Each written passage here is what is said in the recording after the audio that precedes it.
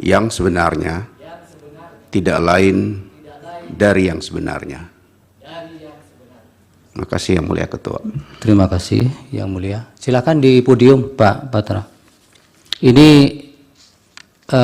mau menjelaskan berkaitan dengan kesalahan KPU dalam penetapan pasangan calon. Izin Yang Mulia, saya ambil. Berikutnya siapa nanti Pak Heru setelah ini? Setelah ini lanjut ahli lagi. Ahli siapa? Iya, Fit Andrison PhD Yang Mulia. Fit Andrison. Ya, waktunya 15 menit Pak. Termasuk untuk tanya jawab Pak. Baik, langsung Yang Mulia. Langsung. Bismillahirrahmanirrahim. Assalamualaikum warahmatullahi wabarakatuh. Yang Mulia Hakim Konstitusi, para pemohon, kuasa pemohon, dan semua yang hadir di sini. Nama saya Arif Patramijaya. Saya diminta untuk menjadi saksi dalam kapasitas saya selaku Koordinator Tim Pembela Demokrasi Indonesia Jilid 2 atau disingkat TPDI Jilid 2. TPDI ini mendapat kuasa dari 3 orang aktivis yang konsisten punya mimpi negara demokrasi yang berkeadilan. Petrus Haryanto, mantan aktivis Sekjen PRD 96 yang dipenjara karena memperjuangkan demokrasi. Azwar Furgutyama, juru bicara Forum Kota. Dan yang ketiga, Henry Tendri. Oleh karenanya, pada waktu itu TPDI dan saya sendiri bersedia untuk memberikan bantuan hukum secara pro bono untuk mengadukan pelanggaran kode etik yang dilakukan oleh KPU. Yang perlu kami jelaskan pada pokoknya adalah bahwa dalam persidangan DKPP itu merupakan persidangan yang terlama sepanjang DKPP terbentuk. Kami mendaftarkan bulan November, dibuka persidangan 4 kali, baru diputus Februari 2024. Padahal kita tahu biasanya DKPP tidak lebih dari 2 minggu. Yang Mulia, bahwa dalam pengaduan itu DKPP telah memutus perkara pada tanggal 5 Februari 2024. Sebelum saya sampaikan fakta persidangan dan putusannya, izinkan kami menyampaikan satu kutipan dalam kesimpulan TPDI Jilid 2. Without ethic, man has no future. This is to say, mankind without them cannot be itself. Ethics determine choices and action and suggest difficult priorities. Tanpa etika manusia tidak mempunyai masa depan. Artinya tanpa etika manusia tidak bisa menjadi dirinya sendiri. Etika menentukan pilihan dan tindakan serta menyarankan prioritas yang sulit.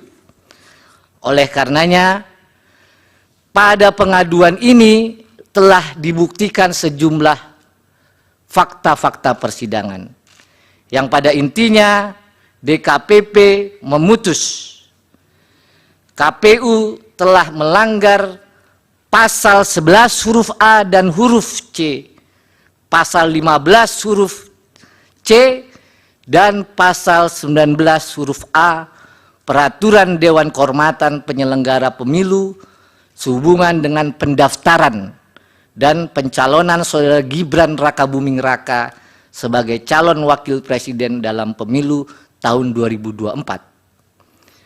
Betul forumnya pada waktu itu adalah memeriksa etika.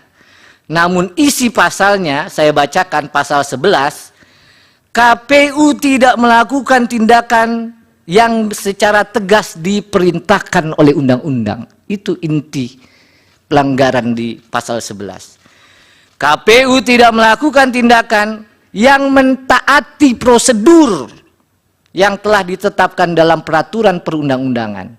Itu adalah isi pasal 11 huruf A dan huruf C.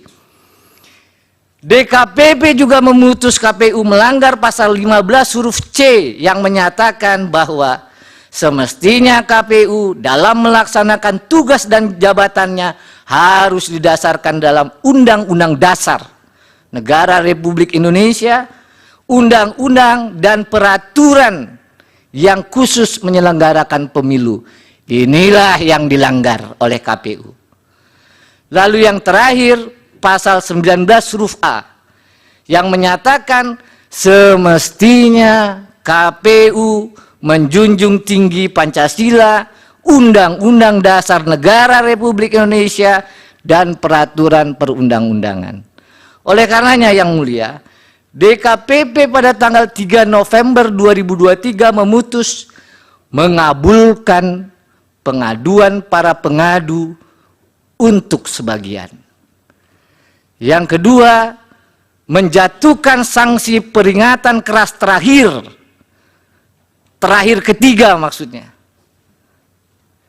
Dalam perkara 135, 136, 137, 141 kepada saudara Hasyim Asyari selaku teradu 1 pada waktu itu. Yang ketiga, menjatuhkan sanksi peringatan keras kepada semua anggota KPU. Terakhir yang mulia saya sampaikan, kalau saja KPU dalam persidangan itu ahli menyampaikan yang diajukan di bawah sumpah, kalau saja KPU tidak melanggar pasal-pasal yang disebut tadi, pasal 15 huruf C, pasal 19 huruf A, maka tentu saja saudara Gibran Rakabuming Raka tidak akan lolos dalam verifikasi dan ditetapkan sebagai calon wakil presiden dalam pemilu tahun 2004. Pak Petra, itu sudah pendapat yang terakhir itu. Yang terakhir mohon dikesampingkan, saya tutup dengan perkataan terima kasih atas kesempatan yang diberikan yang mulia. Mudah-mudahan apa yang kami sampaikan sebagai saksi dapat bermanfaat. Wassalamualaikum warahmatullahi wabarakatuh. Waalaikumsalam. Bapak tetap di situ, barangkali ada pertanyaan dari Yang para mulia. pihak. Dari kuasa hukum, silakan. Ada, yang mulia. Terima kasih, yang mulia. Saksi, tadi saksi telah menjelaskan dan mengutip berbagai macam peraturan ya, pasal-pasal yang disebutkan itu secara norma. Yang ingin saya tanyakan tadi juga menyebutkan mengabulkan sebagian dari permohonan yang diajukan oleh saksi, seperti itu toh. Nah, yang ingin saya tanyakan, apa tindakan yang dimasukkan di dalam norma-norma yang disebutkan tadi